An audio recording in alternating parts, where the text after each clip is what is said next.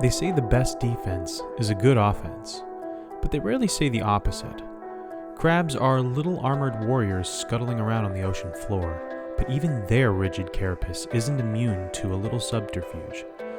Enter the crab hacker Barnacle, a sinister little worm that sets up shop and gets to work turning nature's armored ocean bugs into their own personal breeding grounds. But when you're a small barnacle in a big ocean, you have to do what you can to survive here in life, death, and taxonomy.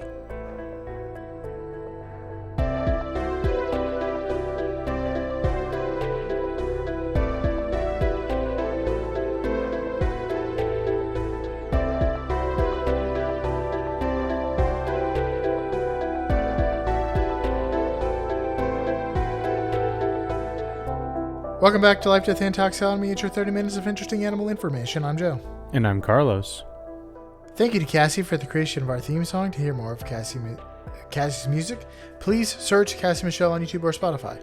And thank you to Johanna for the creation of this week's artwork. To check that out, you can visit us at our home on the web at ldtaxonomy.com.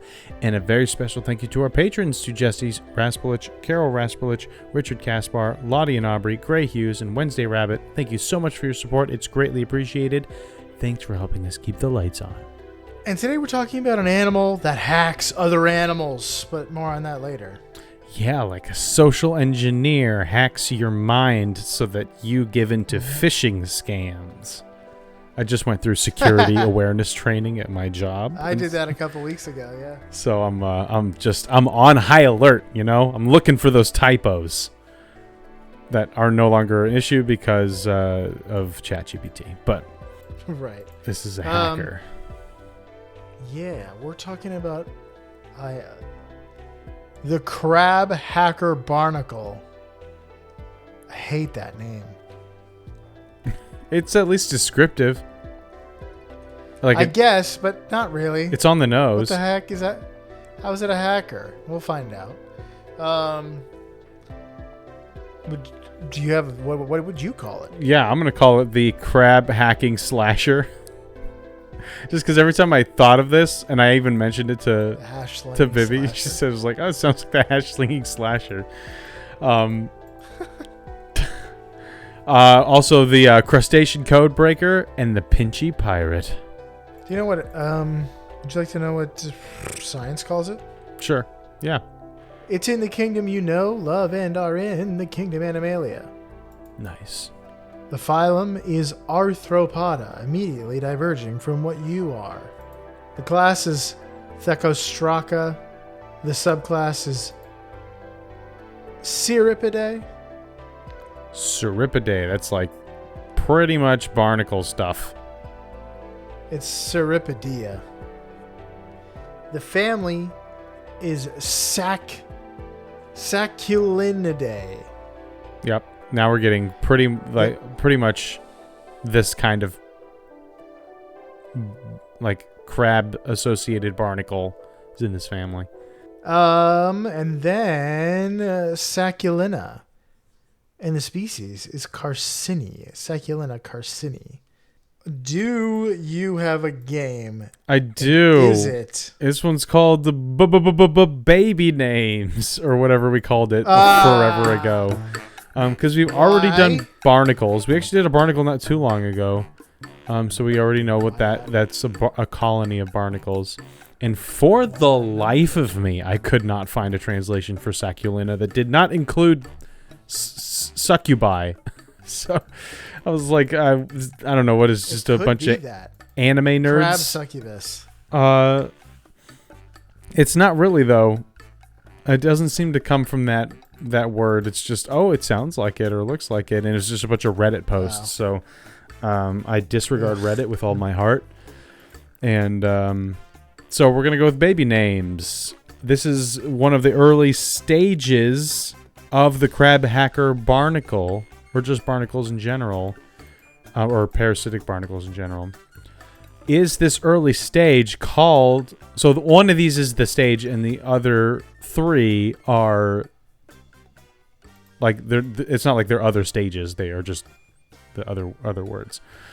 So is this early stage called A, the Kentrogon stage, B, the Cagliostro stage, C, the Simulacrum stage, or D, the Telsumir stage? This one's going to be hard because these are all goofy words. It cannot possibly be Simulacrum. Okay. Because that's an item in a video game we both play. Although Okay. it would be very fun if it was. Do you think that's an item that's the word that they made up, or a word that's based on something in real life? I mean, it's probably based on something, but that would be quite a coincidence even still. I don't even remember the other ones. Simulacrum just deleted it all. Kentrogon, Cagliostro, Simulacrum, and Telsumir. Cagliostro. Is that your final answer? Final answer. Yeah. That is incorrect. The answer is Kentrogon. The Kentrogon stage. That was my fourth guess, so I don't feel bad at all. So Kentrogon is the answer.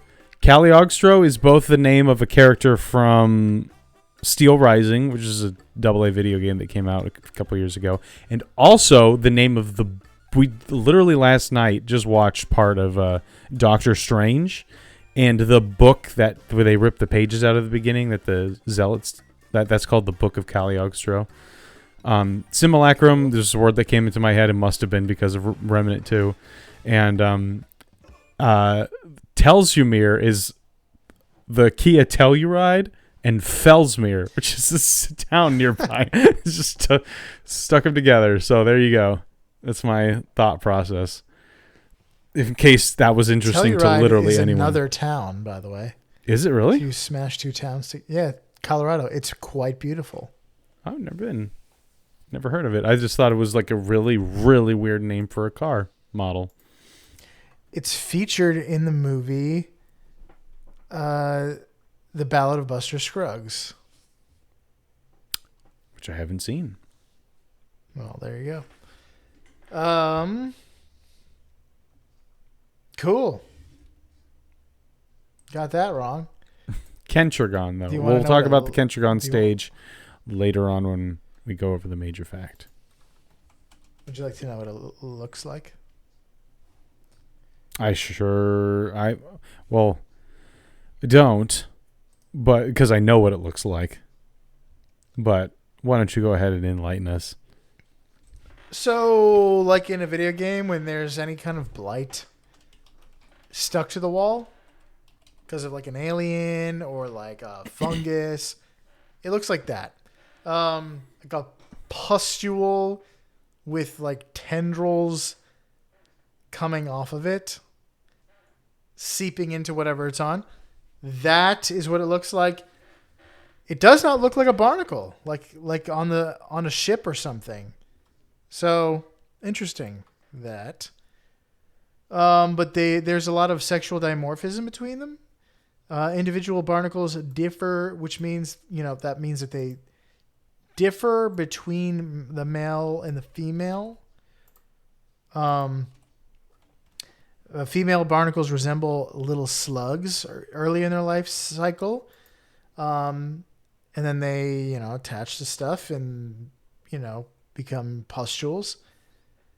They develop nutrient-absorbing tendrils over time. In contrast, male barnacles are tiny and primarily exist to assist in reproduction. Not very different from like the anglerfish. The anglerfish. Or the black anglerfish. So there's several different life stages like you just mentioned, but there's like the virgin externa, which is colorless, and that lasts like 2 weeks. The immature externa, which is like a milky white or yellowish, a good color for a pustule. Mm-hmm. Good color for anything for 4 to involving 6 pus. weeks.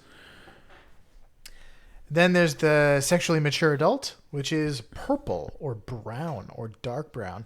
This is like the video game. Like when you go into later levels, they change colors and they get like darker or more pronounced, and you know they're harder to kill. Yeah. And then Because they go from senescent rare to legendary to mythic. yeah, this is it.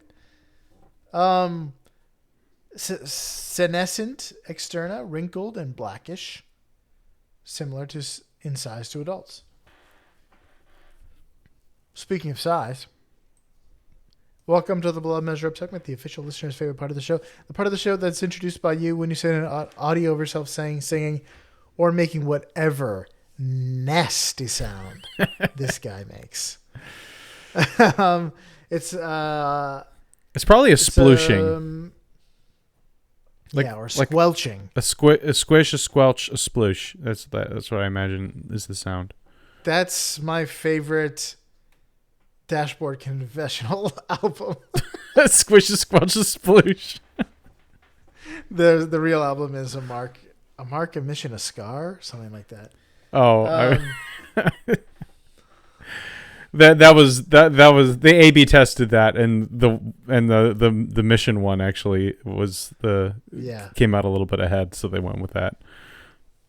Anyway, you say or sing the words measure up into ldtaxonomy@gmail.com or into your phone, and then you email it to ldtaxonomy@gmail.com. We don't have a new measure up intro this week. We haven't had one in quite a while. We have had emails, which I have not looked at yet. Maybe there's a secret treasure hiding in amongst all of the spam and marketing emails we get. There is. Chanel. She's sent in stuff before. She says, "Hey, Joe and Carlos, I was watching a new documentary on Netflix today, and they talked about this pretty cool creature, the orchid bee. I think it'd be really cool to have an episode on it, not only because of how cool it looks, but because of how it pollinates and how its pollination affects the whole rainforest." I did a little research on it, but I'm sure you guys can find plenty of cool things, as always. Thanks if you can. A bee is a good thing to do. Have we done a bee? Yeah, we did the Japanese honeybee. That's right. Is that the same or a different bee than the ground bee? Oh, we also did the ground bee. Yeah. So an orchid bee, what does it look? Oh, is that the one that actually looks like an orchid? I have no idea. I'm not a apiologist. No, it actually kind of looks like an iridescent fly. Interesting. Like one of those sweat bees that fly around the grass. Sting my kids. Sweat bees. All right, yeah, thanks. We'll look into it. That's the ultimate corporate response. I'll look into that. We'll circle back. Then there's another, speaking of corporate, there's another person that wants to know if we want music. They do music for podcasts.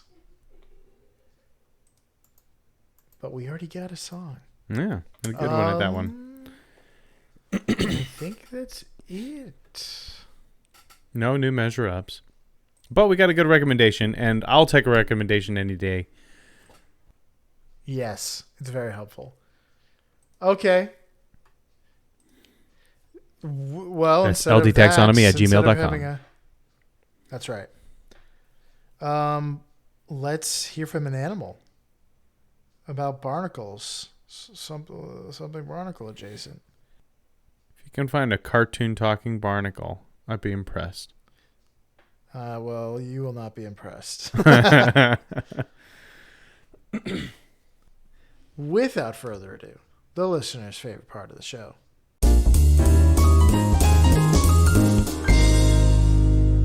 It's called the Ugly Barnacle. Once there was an ugly barnacle. He was so ugly that everyone died. The end. Recognize that voice. The second SpongeBob reference so far. Story. That's right. was The hoping there ugly- would be an actual barnacle on that show, and if there has been, I have not seen it. Me neither. When I think of Barnacle, I think of Half-Life and those horrible things that are stuck to walls that will they let down this long sticky appendage, and if you run into it, it'll suck you up and kill you. Very fun. Great. Never played Half-Life. I watched someone play it a little bit, and it made me sick to my stomach because of the motion, the motion sickness of it all. I loved it. Not so much the first one. Second one's great. Let's talk about adult size. They're between 11 to 22 meters, and by meters, I mean Millimeters. They're 0.8 inches wide. So how many hacker crabs go into the diameter of a Crunchwrap Supreme? We were just watching the Doctor Strange, and whenever they talk about the Sorcerer Supreme, I think of the Crunchwrap Supreme. I'm like, oh yeah, Tilda Swinton's the Crunchwrap Supreme in this movie.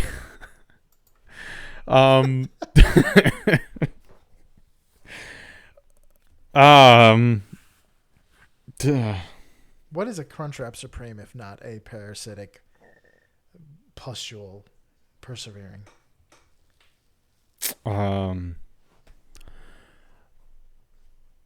A decent deal at Taco Bell. Yeah. I would say, what is it, like 4 inches wide? The length or the width of a Crunchwrap Supreme? I'm going to be honest, I've never actually gotten one before. I just saw the commercial. We're talking about the diameter of the Crunchwrap. Okay. So here's a hint. A Crunchwrap Supreme is a large flour tortilla that is wrapped around ground beef, taco seasoning, nacho cheese sauce, sour cream, and a hard, flat taco shell. It's also wrapped into a stop sign shape. Yeah, I always get the quesadilla when I go to Taco Bell. Either that or those those potato burrito thing, cheesy potato burritos. Those are so good. It's been a while since I've been to Taco Bell. I don't think my system can handle it at this point, but I do miss those days. The diameter of it, a foot. 15 barnacles. Barnacles go into the diameter of the Sorcerer Supreme. Well, the correct answer is 8.7 barnacles. The Crunchwrap is 7 inches in diameter. You're hoping for a foot long? It's like a pizza. I was thinking circumference. Oh. I am too tired for this. Yes. Like a bicycle. Yes, I was thinking circumference. So I was like, it's probably about a foot around. Diameter. Well, maybe you'll have better luck on the larva size. Size of the larvae, 2 to 5 millimeters or 0.19 inches. How many barnacle larvae go into the width of Monaco at its widest? Monaco? Yeah, it's like a long country that is longer than it is wide. But here's a hint. As a tiny chip off of France, Monaco is the second smallest country in the world after the Vatican, which should not count. It is an unincorporated city. It should just be a city. It should not be a country, but I guess it does stuff a country does, except for send the Pope to the Olympics. Send the Cardinals to the Olympics, you cowards. Well, Hong Kong and Singapore are countries. For now. You ask. You ask the People's Republic of China. Should DC be its own country too?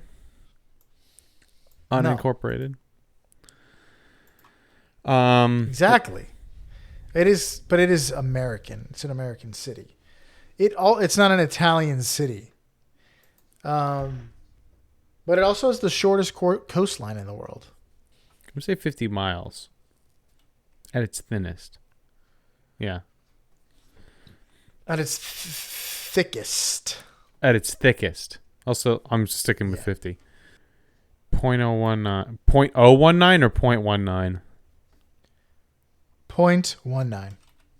16.6 million.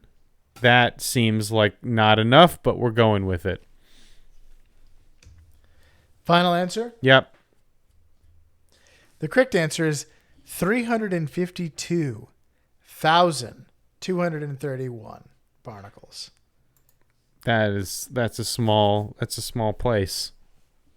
The width of Monaco at its thickest is 81,700 meters, or 5,577 feet. Not even a mile. It's a thin country. Or just over a mile. Yeah, it's basically it's like a city. Like the Vatican. I guess But you did say and yet they have their own Grand Prix. Good for them. How much of their country, in percentage, is taken up by the Grand Prix circuit? The raceway. Um, We've dedicated 20% of our real estate to raceways. So I think they're pretty rich there. So they can do that. Here's some fast facts before we get into the major fact.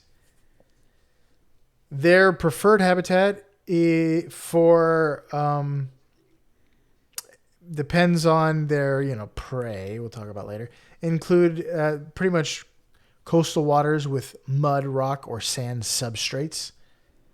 In the larval stage, they are kind of adrift in open water, and they tend to stick to the coastal waterways. They stick to the streams and the rivers they're used to. I forget how that song goes, dang. You might be able to find them in the waters of North and South America, Southern Africa, Australia, and a bunch of other places. Because it's in the ocean, it's everywhere. So, their diet. Stop me if this is too much, but hacker crabs. I'll touch crappers, barnacles. Their entire family is parasitic, and I'll just leave it at that. On to you. Back to you, Carlos. Give the appropriate long pause as I wait for you to stop talking. Latency. The delay. Thank you, Joe. We're over here with one of the most horrifying creatures in all of the animal kingdom. What do you have to say for yourself, Crab Hacker Barnacle? We're gonna call this one the Master of Puppets. I was just looking up an article. An article came on my news feed that was like, what are the most common riffs that good people that work at guitar stores like just can't even hear anymore. They're completely like deaf to it. And Master of Puppets is pretty high on that list. Up there with like Smoke on the Water and Enter Sandman and Seven Nation Army. Seven Nation Army is top because it's the easiest thing to play in the universe. And Master of Puppets is a lot more difficult. Still not that hard. Crazy Train. Smells Like Teen Spirit.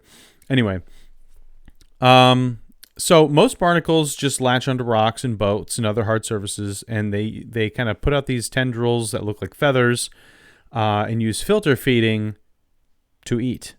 They'll even do some commensalism, sort of, when they latch onto large animals like whales, to where they like get the benefits, but the whale doesn't really there's no negative repercussion for the whale. The crab hacker barnacle has a different strategy, and this one is more sinister. So the life cycle of this barnacle is straight out of A Nightmare by H.R. Geiger. It combines body horror, mind control, parasitism, and reproduction. Perfect. The perfect organism.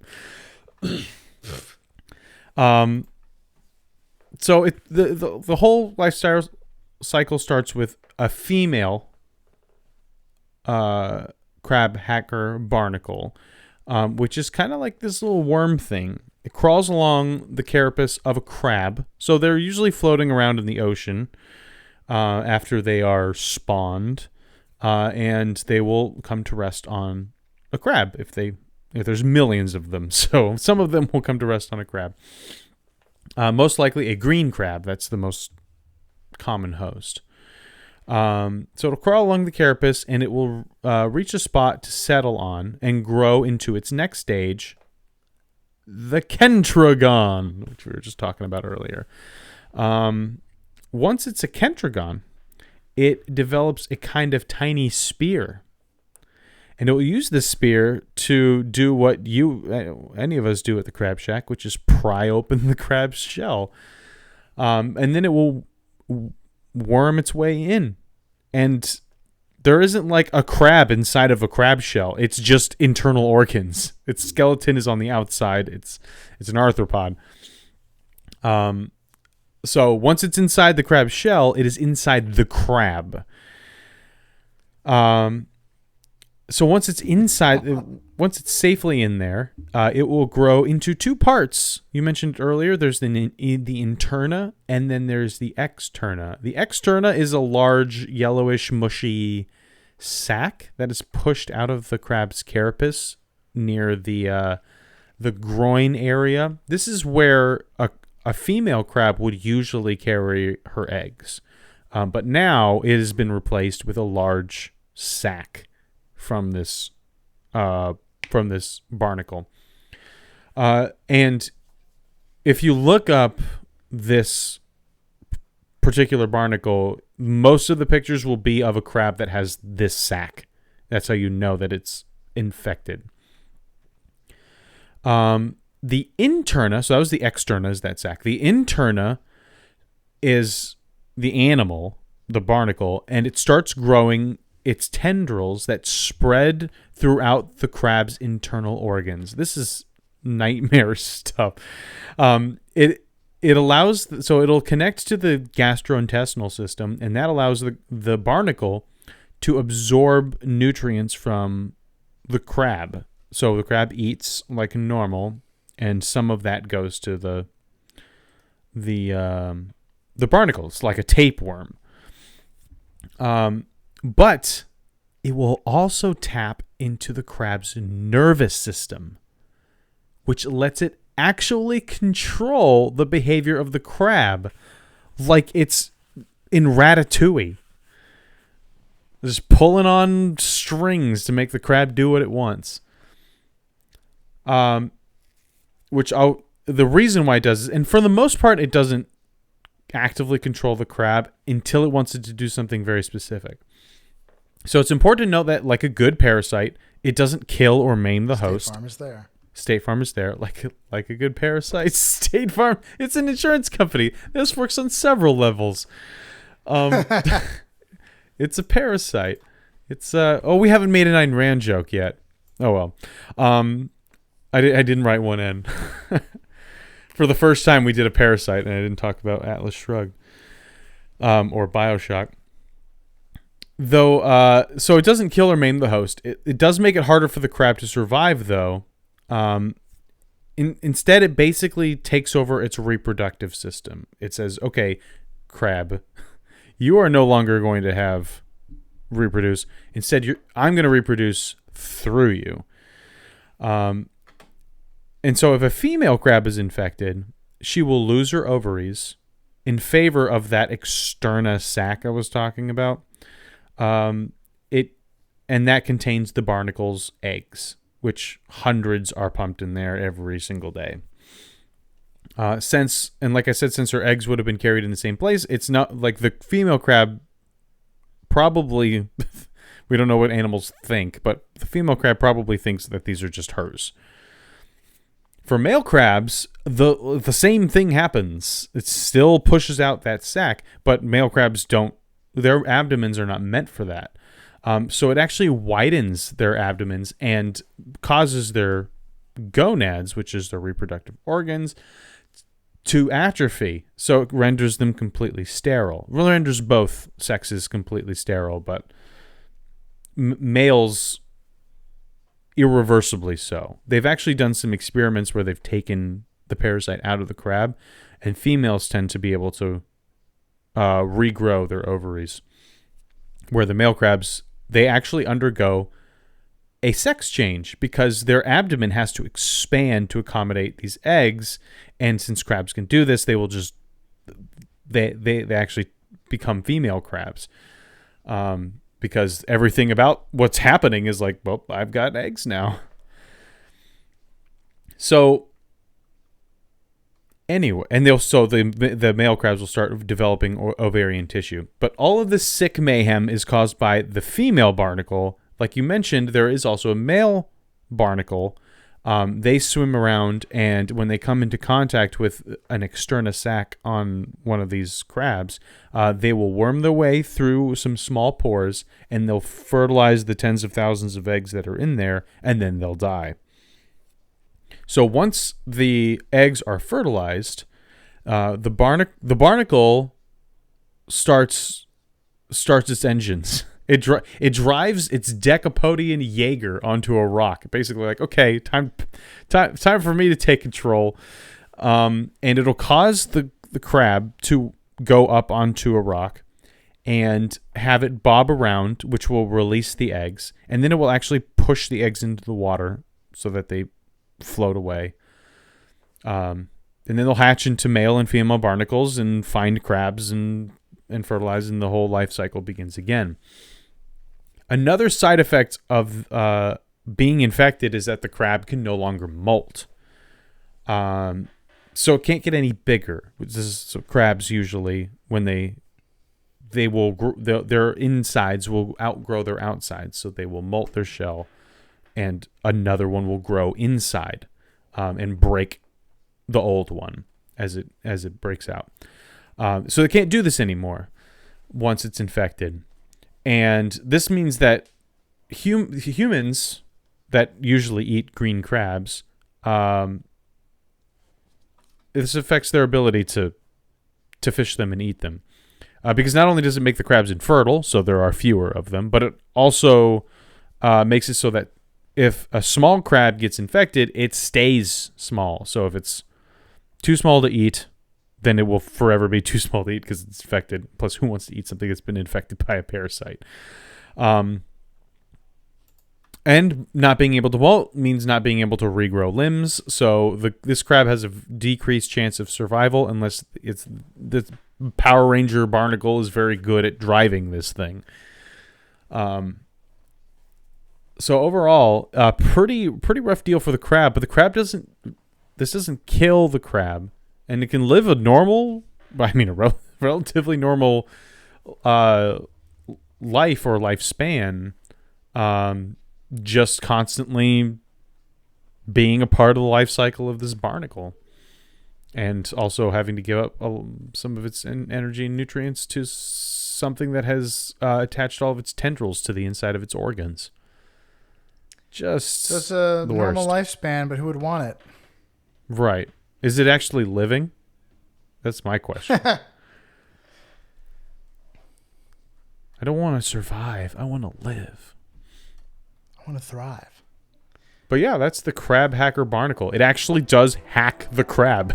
It's disgusting. It makes its way inside and then takes over your screen, basically. Yeah, it's pretty nasty. Nutrients. Disgusting. Yeah, parasites are. Like insurance. Yeah. Insurance is disgusting. Yeah. Do you have anything else on your notes? That's all I got. All right. So that's the crab hacker barnacle. So if you're out there in Podcastia, find a new best friend, worm your way into their heart, and then use them like a giant anime robot like the crab hacker barnacle here in Life, Death, and Taxonomy.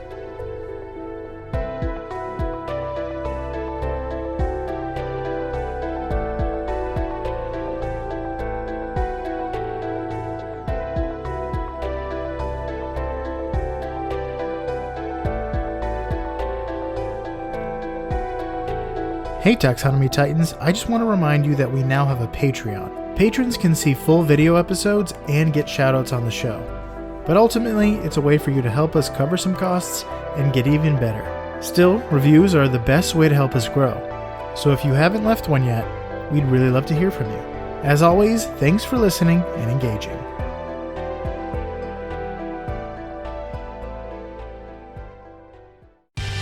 Life, Death, and Taxonomy is my favorite in the world podcast. The crab hacker barnacle slinging slasher.